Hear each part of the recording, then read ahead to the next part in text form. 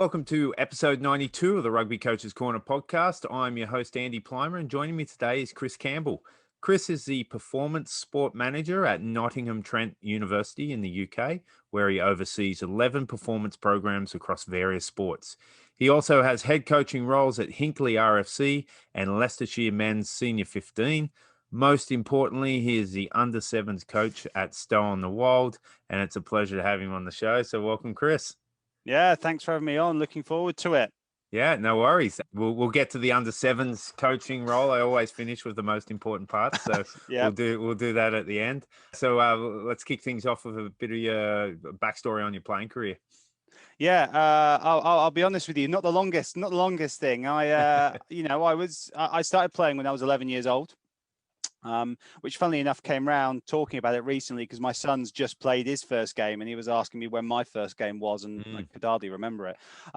So my first club was Basingstoke, which was at the time relatively successful club down the southeast of England. Progressed through the Colts and academy set up sort of there before going on to sixth form college, where I captained my first 15, and then I sort of went up to Loughborough, and like many people going to Loughborough in this country, you know, the leading rugby university in this country, leading sports university in this country, had the dreams of making the university sides, and for me that didn't happen, quite rightly. Being honest, I wasn't good enough. I wouldn't have deserved to get selected.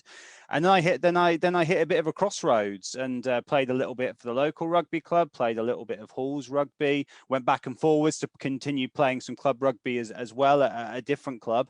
And then it very abruptly came to an end there when the coaching path came calling, really. Yeah, right. And what were those first coaching experiences like, and what are your memories? Well, my very first coaching experiences was in 2006, also 15 years ago now, when I've had a lot of luck in my work career, I'll happily admit that. And I got called in, I remember it distinctly, I got called into the office of the head of PE at my sixth form college, Farnborough Sixth Form in Hampshire. And for some reason, I never know why, they decided to create a support assistant post. So basically someone who goes around doing their photocopying, organising their cones, you know, that sort of thing for a year. And I was finishing sixth form and I had no idea what I was going to do. I turned down my university places. I was in a real crossroads, and they said, "You fancy coming to do this job?" And I was like, "Yeah, right. I like this college. I like being around here. My mates are still around. I'll do it." And really fortunately, the master in charge of rugby at the time was also fairly senior in the college, and so didn't have the time to be able to commit to it as much as he would want to. And so, having been first team captain the year before, he said, "Well, you know, do you want to do a lot of the coaching on the men's team? And I haven't got time to coach the women's team. So would you like to coach that team?" And so really it just started from there. So that was my first experience. I distinctly remember some horror shows from those early years. I found one of my old session plans a couple of years back. I think it had 9 different coaching objectives on it, covering breakdown, line out, scrum, defense in one session. I remember our warm-ups started an hour and a half before kickoff, and so you'd run through everything. And you know, it was but regardless of all of that stuff, I was absolutely hooked by it. There was just something that I'd never quite, and I was still playing at this point. I was still playing at Basingstoke. I was just taking my first steps into playing senior rugby then as well. But there was just something about coaching that hooked me. And I started to look forward to those Wednesdays, which is when our fixtures were, a lot more than the Saturdays and Sundays I was playing. And although I wasn't saying then I want to be a coach, it was like, this is quite cool. I really enjoy this. This is fun. So that's where it started, really. Yeah, cool. And I keep all my coaching notebooks as well, and I occasionally randomly pull one out to find the gold nuggets, but there's not many in there. Lots of cringeworthy stuff in there, but it's all part of the process, so it's all good. All right, we'll get to the rest of your coaching soon, but let's talk about your role as performance sport manager at the university. What's that look like on a day-to-day basis? It's a fantastic job. It's a job I'm so fortunate to have. I look after, the best way to describe it is I look after a really wide multidisciplinary team program, covering 5 full-time heads of sports. So they're responsible for coaching in their particular sports, and also all the other aspects of recruitment, club development, as well as strength and conditioning staff, physiotherapy, scholarships team, and really my role in it. It's a really big team now. There's approximately 50 people in it across a whole variety of different roles, and my role really is to try and make things happen. Remove the barriers. Universities are big organizations. There's a lot of good things that happen in universities, but there's a lot of process, there's a lot of barriers, there's a lot of things that have to be worked through, and I really see my role is doing everything I can to allow these men and women, who are incredibly talented men and women, to be able to do what they do best, which is coach our student athletes, give them a fantastic experience, make sure our support services are delivering delivering the very best they can, really inspiring their potential, and it has its challenges, like any job does, but it's a great role, and it's very motivating, being able to work with some of the people that I do. Yeah, and getting that snapshot of 11 different programs and different sports must be pretty cool and pretty inspiring. What are some of the sports that are doing some really cool things? Well, we're doing some really cool things in football at the moment. We're really working hard to try and to add within our little area of Nottingham, try and open up a new pathway for students to exit universities into the professional game, which is not something that really happens. So we're working really closely with Lincoln City, who are a League One club in this country, and we've got a pathway with them where we're working really hard to recruit players who've been released from football academies. And bring them into the university system, something which doesn't traditionally happen, partnering up with Lincoln so they can keep, if they're good enough, keep training within a professional club pathway, to maybe after 2 or 3 years look, and Lincoln might have a look and see if there's an option for them, but at the same time getting them to play some semi-pro football. So that's pretty cool. But we're also doing some, I can't list everyone. In netball, we're doing some really interesting stuff with some of the National Super League, Netball Super League franchises. So we've got a number of players who are in our scholarship cohort who are playing for Loughborough Lightning at senior under 19, under 21 level. But you're right, the variety you mentioned is what makes the job so good. I can within a day I can have discussed aspects of 10 different sports, 10 different pathways, and they're all slightly different. But it keeps you going, and it keeps you focused, and it keeps you on the ball, definitely. Yeah, nice. All right. What about coaches in the community game who'd like to bring some of the components of a performance environment to their context? What kind of advice would you give them from your experiences? I think you've got to be really realistic. You've got to be really realistic about what you can do, both with your time, but also with the players' time, because within the community game, you get players for a snapshot of their week. Yeah. Right. And universities is kind of the middle ground to the professional game. Universities, you get players for more time than you would in the community game, but not quite as much you get in a full-time environment. So what I try and do is try and identify what are the things which are going to make a difference in the environment that you are in. Because you could say you want to have S&C, physio, psychology, nutrition, video analysis, but quite frankly, you haven't got time in 2.5 hours a week to get all those things over, especially when players might not have any extra time to contribute away from it because they're doing 12-hour days in work and whatnot. But the only way you're going to find that out is by understanding your players and understanding the people that you're working with. So you've got to really try your best to get to know them. And once you've done that, you can help them identify their needs. And coaching is really hard from that point of view. Because when I started my job at Nottingham Trent, which 7 years ago now, basically I had a free run at 3 to 6 months of getting to know the program, getting to know the people, working Yeah. things out, making a ton of mistakes. I mean, we still make mistakes now, but making a ton of mistakes. When you go into a coaching job, you could be sacked after 3 to 6 months. You know, Yeah. it's very hard to stand back and see what's happening Yeah. because you're suddenly on the grass doing it. So I don't for a second say that's an easy thing to do No. in the coaching Yeah. environment, because it's really not. But if you understand your players and you understand your people, you've got half a chance of them working out what are the right interventions to put into place to support them. Yeah, no, I agree. And I think profiling that group is so important because it reminds me of my first couple of years of coaching, whereas I came in with the philosophy that we are going to win and we're going to win cups and we're going to win Yeah. championships. And I basically just skull dragged the entire group with me. But, you know, a lot of those guys mightn't have wanted to do that. Some left and some stayed on. And yeah, we did have success, but it was a means to an end, but it wasn't if I had my time again, it would have been a lot more well, it's not just the people, it's not just the people as well. It's about understanding the club and what your club wants. Yeah, because, I was going to talk about that. The alignment with your executive is important. Well, in coaching, one of my greatest successes was also probably in hindsight one of my greatest failures. In the fact that my first real coaching opportunity, you know, when I was at Loughborough,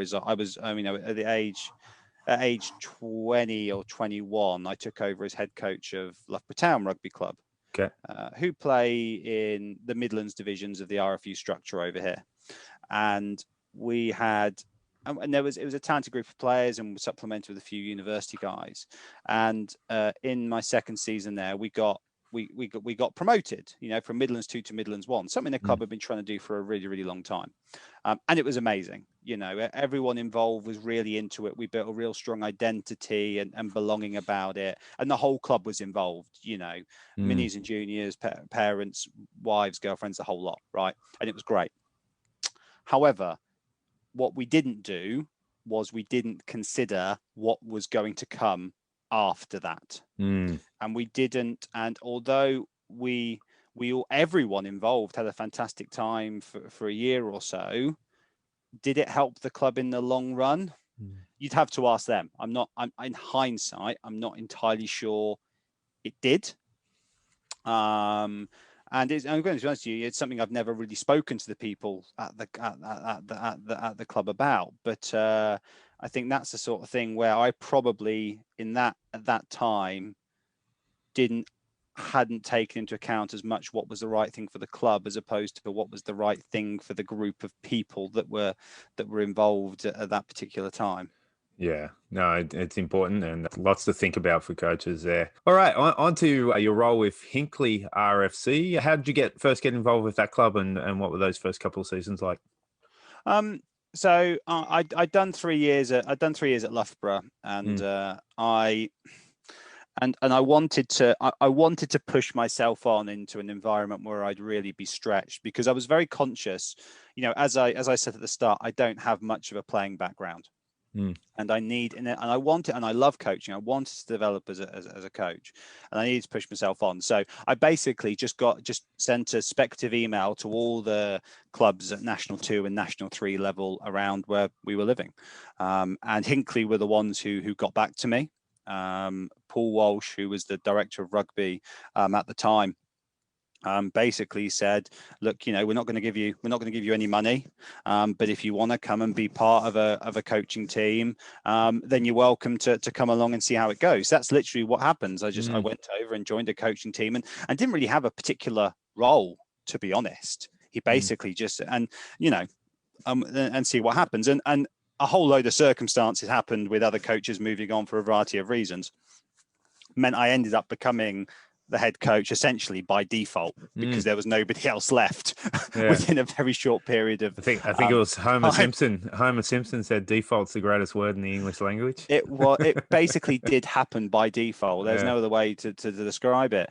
And look, the first couple of seasons were really, really tough. And that is kind of where I think there's a saying, isn't there, that when you're 20 you know everything, and when you're 30 you know nothing. And I definitely felt in that period of time, in my mid-20s, I went from feeling like I knew everything to knowing absolutely nothing, and it was really, really hard. And it was hard because, well, but I'm going to be really honest, I didn't know as much as I thought I did. I really didn't know as much as I thought I did. And I had to go away and I had to learn and I had to study and I had to listen and I had to find things out and I had to absorb what the players were saying and doing. And I was really, really fortunate. I've got a lot to thank Paul for, because most of other clubs would probably have got rid of me or found a way to send me off to do something else.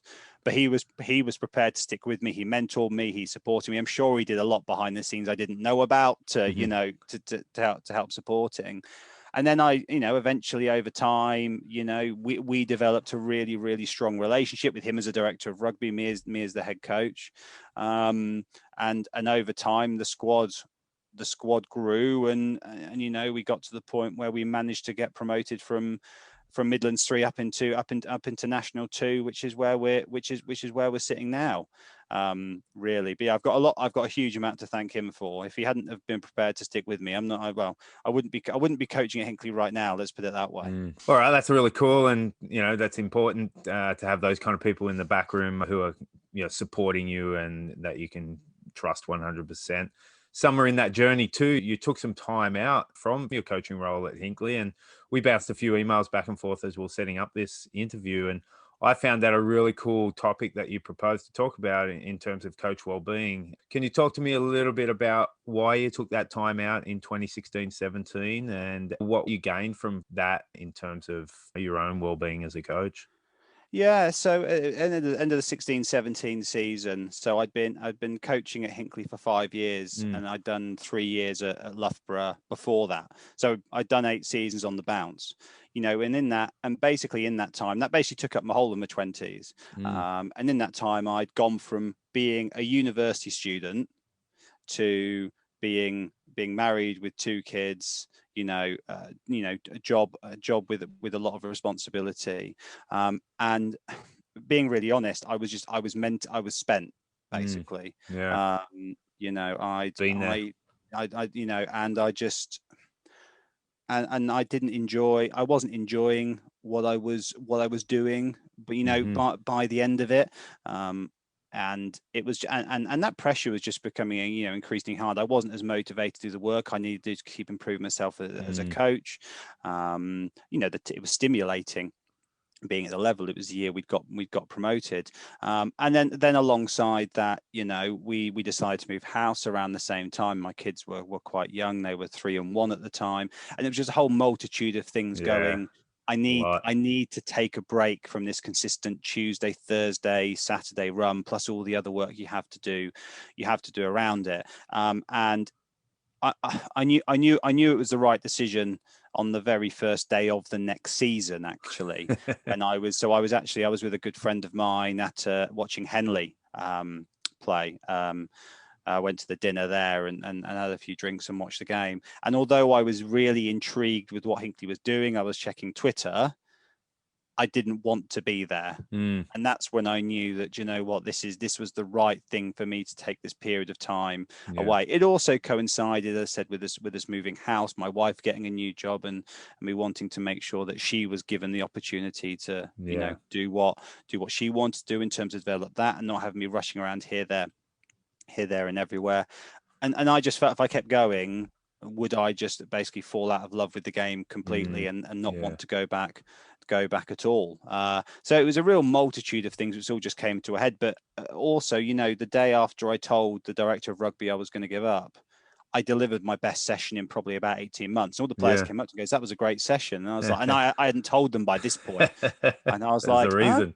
There's a reason it was my best. There was a reason it was my best session. So yeah, real combination of factors, I think. Yeah, no, that speaks to me as well, especially the juggling of family and work. And, you know, sometimes you've got overlapping programs as well. If you're coaching at a high school and then club and then maybe some rep stuff as well. And before you know it, all you're thinking about is rugby, and you're living and breathing it, which is great at times, but you can't do it unless if it's your full-time job, yeah, sure, Yeah. maybe. But when you have other responsibilities, and especially the kids, I found the travel away, whether I was doing some, U17 national stuff where I had to go to the other side of the country for a week, or it's an away game 3 hours away and the entire Saturday your wife's doing all the heavy lifting. It's definitely tough.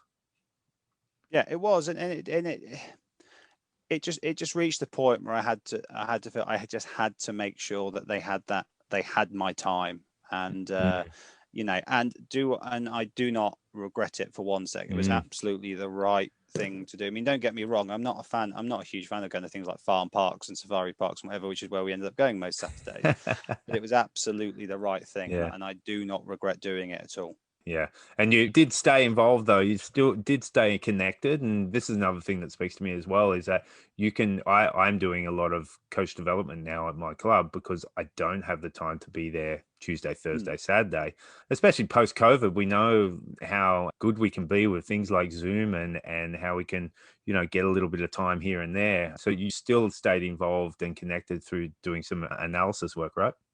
Yeah, I did stay on doing that, and I did it because I wasn't entirely ready to lose that connection. Mm, As I said, I was starting to fall out of love with the game.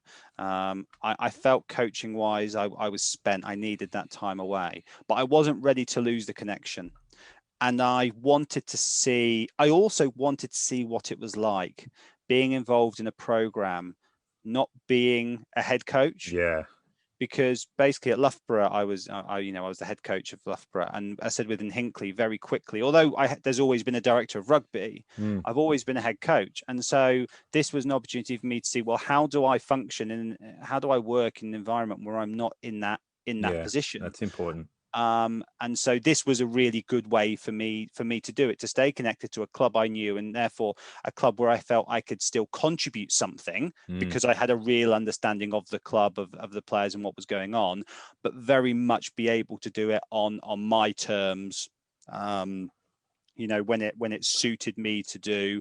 And it was a few years before the Zoom age, of course, kicked in, but do it from my own house behind my computer. And when I mm. done my few hours on a Sunday night, I was done.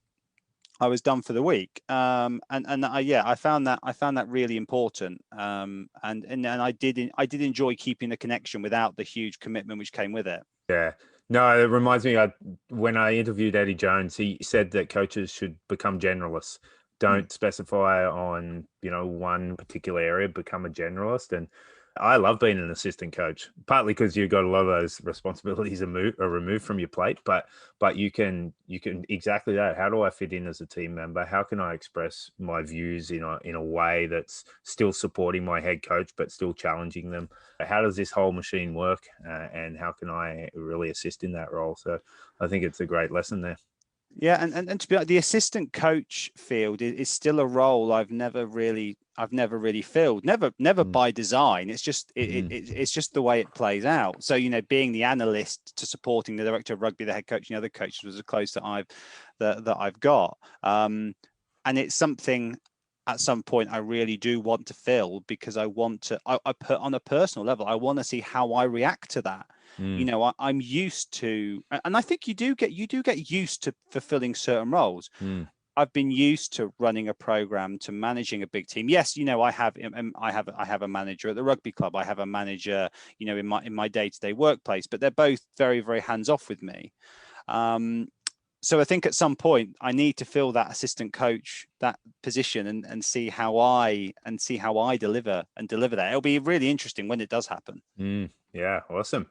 All right, well, you're back at Hinckley now. When you left, you delivered your greatest session ever. What was your first session like, after having that year break?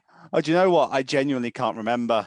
I absolutely haven't. I absolutely haven't got a clue. You'd have to ask the players, to be Yeah. honest. So what's it like now? How are the energy levels coming back after that break, and what's exciting you about the role now? Well, I the reason the main reason I decided to go back in was, I think the people who, so what happened is, when I went, the director of rugby also left as well, and Mm, so a new director of rugby, who was George Shooter, the former Tigers hooker, came in, and Phil Llewellyn, who you know on this yeah, podcast, I yeah. think, came in as head coach, and I didn't know George at all. I knew Phil relatively well because we worked together previously.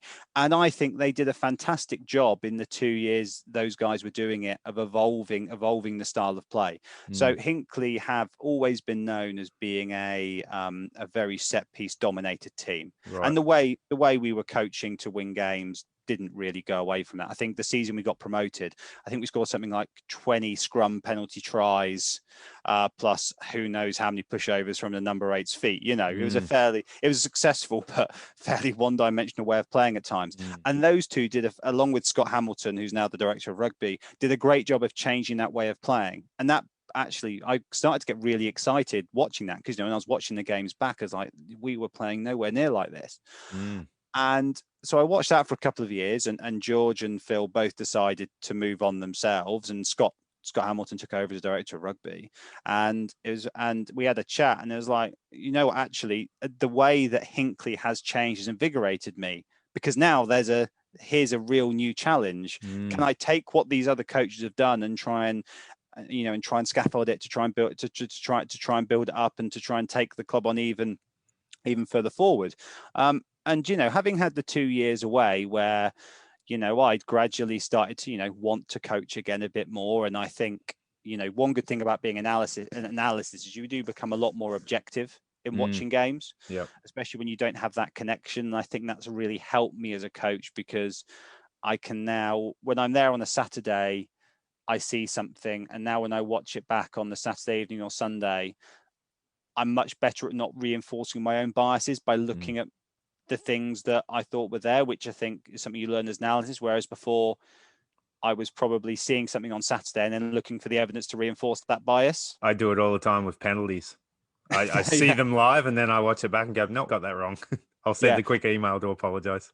And I think being the analyst has really, really helped me in that, and has really helped me in terms of delivering accurate messages to players.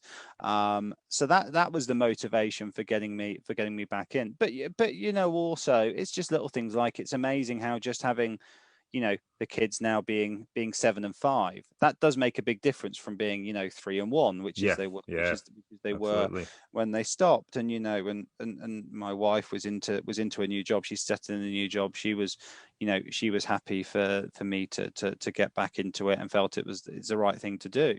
And, you know, I will at some point, I will do the same thing again. I don't know when, but at some point I will stop again, and I will have a break. When that's going to be, absolutely no idea. Wouldn't want to put any timeline on it. And I'll do the same thing, and I'll refresh, and I'll go again. You just can't keep going on this on what is, you know, a very enjoyable treadmill. But it is a treadmill, and it's hard. You know, we play at National 2 with friendlies. We play 34, 35 games a season. That's a ton. You know, that's 2.5 seasons over here. Yeah, traveling all over the country. You know, you leave home at 7 o'clock in the morning, get back 11 o'clock at night sometimes. And, you know, you want to do it. And, you know, being brutally honest, at National League level, you are paid to do it as well. You know, there is no point denying that fact. But you can only do it for so long before you burn yourself out. And quite frankly, the club realise actually you're burnt out as well, and they need someone else to take the role on. You know, that does happen. Yeah, no, 100%. And, you know, at that national level too, kind of cohort of players who are, you know, semi-professional, and probably many have come through academy setups and things like that. What are some of the challenges you face in terms of session design when, you know, trying to balance out, say, a more contemporary coaching style to, say, focusing more on starter plays and set piece, where the strengths were lying previously? Yeah, I think you've got to go back to try and find a balance between what is it that's going to win you games, but what is it that's going to get your players turning up to training every single Tuesday, Saturday, and be excited about playing at the weekend. And the way I try and do it, firstly, there's absolutely no right way of doing this at all. It's so hard. We probably try and have a balance where we might have, being very quite general here, kind of half the week might be, or half the training session time in the week, very flowing, very open, unstructured games, you know, trying to replicate, you know, what you get when you get after phase 2 or 3, or after you get that line break. but balancing that off with understanding that, again, and this is understand the level you're playing at. If you can at National 2 have a really efficient set piece, if your starter plays can be on point, that can play a really big role in achieving success. Whereas when you're talking at the top of the game, because the defenses are so good, because more defense are so good, because scrums are so equal, it maybe doesn't play as much of a role. So I think it's very much picking the right way to coach for the level you're at. But also, and this is where it comes back to understanding the players. When I coached at Loughborough, it was very much a group who just wanted to run around. They wanted to play games. They hadn't been properly coached, I don't think, much before. And so a hugely games-based approach was ideal. Working with my group at Hinckley, who are, and some of them, in their 30s, they're gnarly, they've been on building sites all day. They've only played one way. They turn up and they want to know, how am I going to get from A to B? How are we going to win this game on Saturday? And that motivates them to a certain extent. So I'm basically talking around and contradicting my own point here. But that is the balance you have to try and achieve. And sometimes you get it right, and sometimes you get it wrong. And the key thing is when you get it right, not get too high, and when you get it wrong, don't beat yourself too much up. Don't beat yourself up too much about it. Yeah. No, I think a lot of people will push for that. There's never give them an answer to a question, always just pose more questions to guide them through it. But I know myself, as when I was a player and also doing some coach development at courses and things like that, eventually it gets to a time where you just got to be told, this is how I want it as your head coach, or, in whatever way you want to deliver it. And I think those older, more experienced players will sometimes need that more than, say, a 20-year-old. Yeah. And it's and I think it's one of the challenges with, in this country with, and the league system the way it is, the fact that players are paid to be there, the fact that clubs want success, people want to win games on a Saturday afternoon. Yeah. And so as a coach, you of course want to try and do all you can to win games on a Saturday afternoon. And sometimes you can get the quick wins by saying, we're going to do X, Y, and Z and execute it really well. The challenge with that is, does that generate long-term learning and long-term success? No, it doesn't achieve that, because because I don't believe you are learning that much from it. I mean, this is actually where one of the few positives from a rugby perspective out of COVID, to be honest with you, is the fact, although we certainly haven't trained all year because we've had so many breaks where we've been locked down and we've not been allowed to, when we have trained, we've basically just played loads of different types of condition games with no pressure on them. And it's been awesome, and it's been great. And as a coach, you're thinking, I've got to try and make sure that when we start back, we don't lose this from what we've been doing. And the real acid test is when you're 0 from 2 after 2 weeks, and someone's saying to you, you start winning some games next week, don't you? Yeah, no, well, it's good. I think there's going to be some, changes and light bulb moments post-COVID for players and coaches. So exciting, and hopefully it quickens up and we can get back to it. All right. In the introduction, I mentioned that you had a role with Leicestershire men's 15s program, and that you were involved in the Bill Beaumont Division 2 title at Twickenham. Can you talk about that experience a little bit, and what a bit more about the program there in general? Yeah, coaching county rugby is something completely different, because I think we had 2 training sessions before we played our first game. Yeah, and so county coaching, it's not coaching in the form that you think about technical tactical. It's organisation, it's management, it's getting the right players in, and getting them very quickly, to believe that they can be a part of something. And we're very fortunate in Leicestershire in the fact we have a good history of getting to Twickenham. I don't think we've lost as a county. We've lost more finals than we've won at Twickenham. But we've got there. So there was a lot of players there who saw the carrot and were excited about the opportunity of getting there, of getting there again.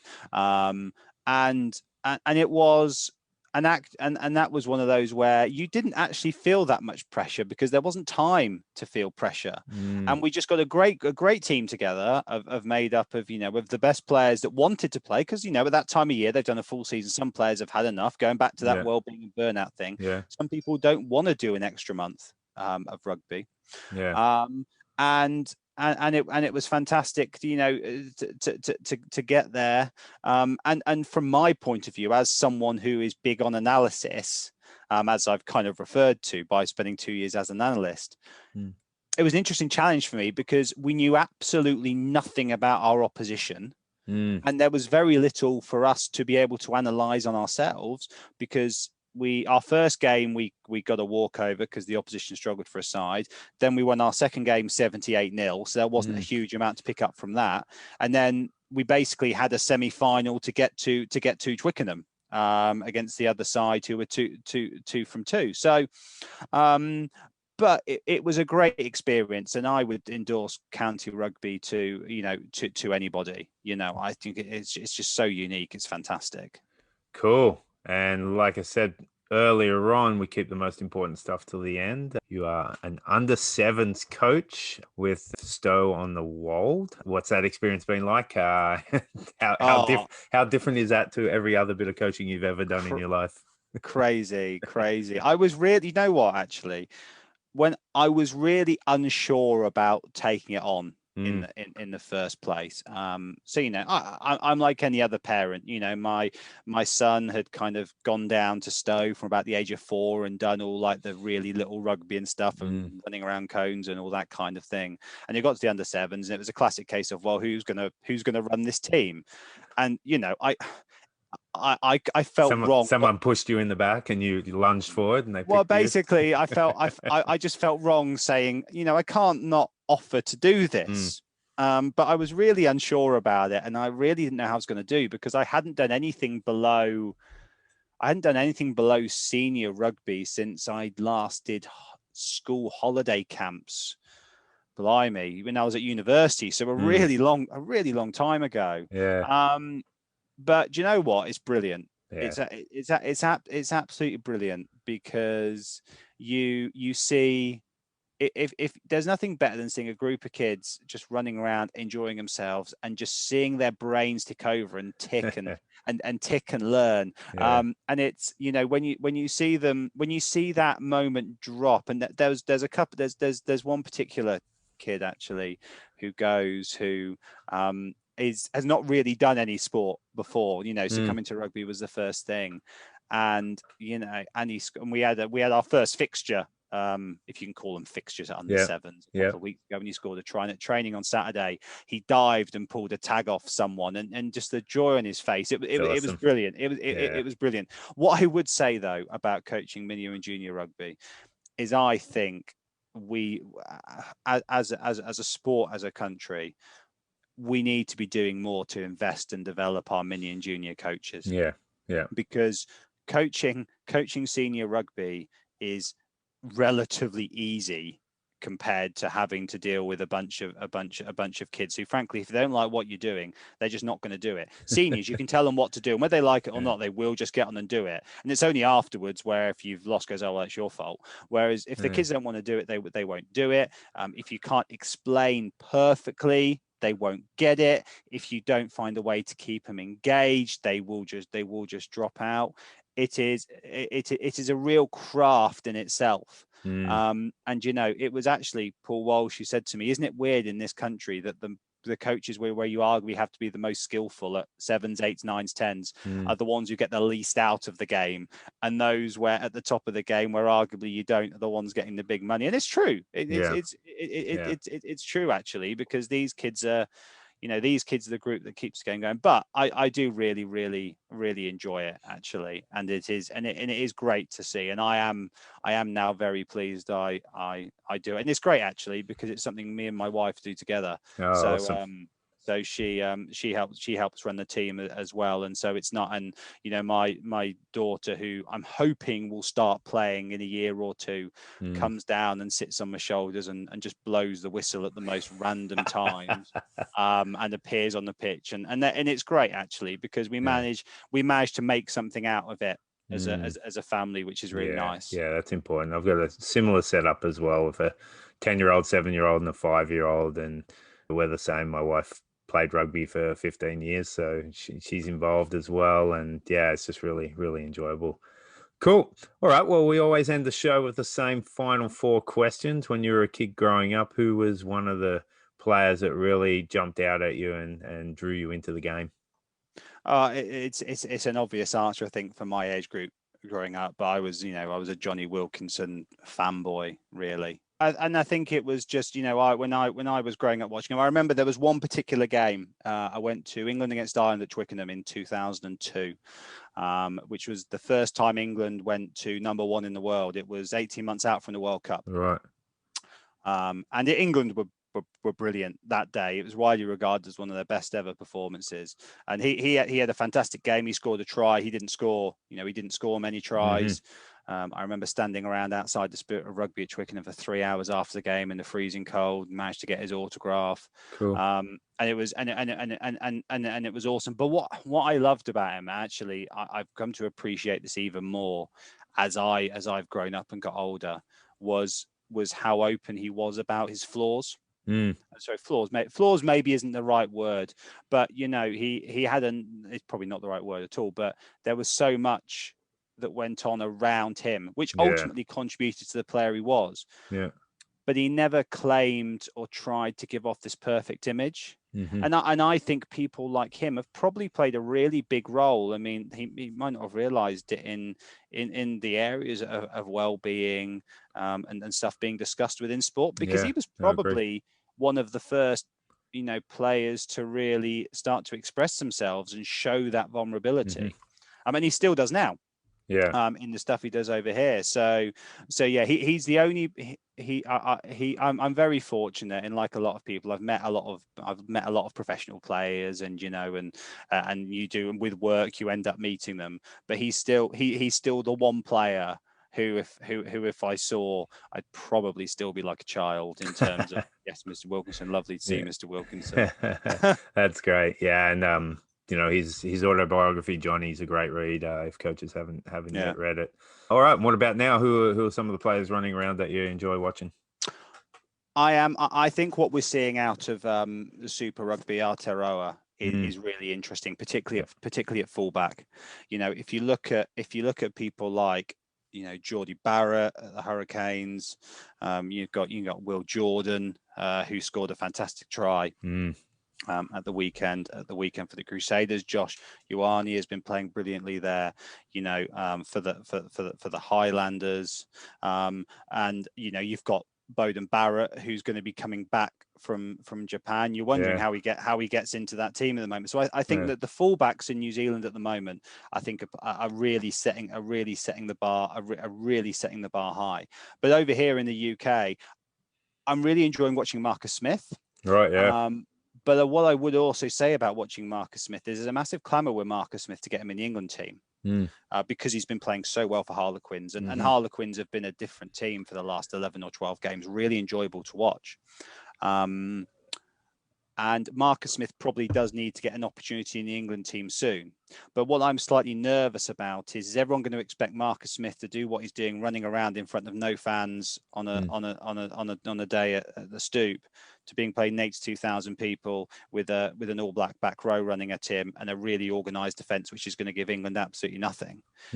That's a different game. And I hope, and although I hope he gets a chance to England soon, I hope people don't expect too much of him, because he's a brilliant talent. He's got so much about him, and if he's managed well, I think he could probably be great for England over the next 10 years. But I can understand why he's not being picked for England at this point. Yeah. Okay, cool. And third question, what about coaches? Who are some of the high profile coaches that you've enjoyed what they've done? Well, I'm really enjoying what talking about Super Rugby again. I love watching the Highlanders because Tony Brown seems to keep coming out with Yeah. some out of the box play every week, which no It's one's pretty picked cool. up. Yeah. That is pretty cool, and so I'm always scribbling down and say what have the Highlanders done this week. I'm also really enjoying the way that Stuart Lancaster is coming out and talking a huge amount about Mm. leadership in rugby at the Yep. moment. You know, Yep. I've been to a couple of seminars with him, and I think he speaks really, really well. I think he articulates his points fantastically, and I think it's brilliant. He's being so well regarded at Leinster Mm. because and Eddie Jones himself acknowledged this. I think he's both acknowledged him in speaking, but also in his book. Stuart Lancaster did a huge amount for England As he over left. Yeah. yeah, and Eddie has openly said how much he picked up from the group that Stuart left behind. Mm. So I think the business side of things and the way that he's presenting leadership and rugby is really cool. And I'm really pleased his stock is rising again because he really deserves it. And plus, he's really connected with community rugby. Mm-hmm. He's he really understands the community game. He talks so passionately about the community game, and I think that helps coaches like us who are in the community game, who've not been involved in that professional game, try and find a connection because we can see that link. Yeah. Yeah, So agreed. yeah, so he's really good to listen to. Cool. Awesome. And then final question. What about in the grassroots? Who's a coach out there who deserves some recognition and a shout out? Well, I'm gonna pick two. I'm gonna pick one outside of rugby who's a coach I work with. My head of football at NTU called Tom Shaw, who is he's also one of the pathway coaches at Lincoln. Cool. He's a recently retired player who's played for a number of clubs at National League level. And what I really like about him is that although he's got a fantastic knowledge of the game of football, he knows the games really well. He's being so open to trying to understand coaching pathways, development, attitudes, mindsets, philosophies, Mm. and that's playing a huge role, I think, in the development of our university football program, and in turn is what I believe is going to lead to the pathway we've created with Lincoln being a real Mm-hmm. success. But also in the in the community game. And I've got to give a shout out to this guy because I remember picking him up from the Loughborough University swimming pool car park and driving him to his very first session as a player at Loughborough. Is a guy called Stephen Doofus, who is so he's now the head coach at Loughborough. He was the coach of the Leicestershire women when I was the Leicestershire men. And I think he's gone on a similar pathway to myself. Relatively limited playing history, came to university, picked up coaching at university, and I think he's doing a fantastic job. From what although I'm not able to go and see him coach because we coach at the same time, he's doing a great job at Loughborough, which is a club which is really important to me, as I think I've expressed, Mm. of really getting that identity right for that level, and is working really hard to understand the club. So I think he absolutely deserves to be credited for the work he's doing there. Awesome. All right. Well, thanks very much, Chris, for your time. And, it's been a really important chat. I think it's something that I'm glad we had it because it's coach wellbeing's as important as player wellbeing, and really good to explore those concepts with you. So I want to thank you for coming on the show and giving up your time. No problem. Enjoyed it. Thanks for having me. All right. Perfect. Cheers.